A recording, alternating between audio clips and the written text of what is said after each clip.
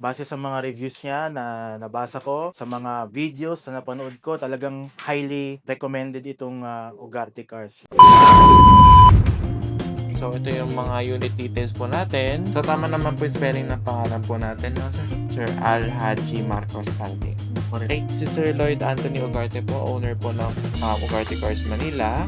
My name is Haji Salting from Quezon City. Matagal na akong nagsisearch ng mga reputable na car dealers, ng mga may quality ng mga units. And upon long search, na-discover ko pong itong Ugarte Cars. Base sa mga reviews niya na nabasa ko, sa mga videos na napanood ko, talagang highly recommended itong Ugarte Cars. No? So, bukod sa around the place lang din kung saan ako nakatira, yung location niya, talagang ito na yung napili ko. Very accommodating, talagang lahat ng tanong ko, lahat ng bagay, talagang sinasagot niya, talagang ready siyang usap talaga. Very good, magandang kadil.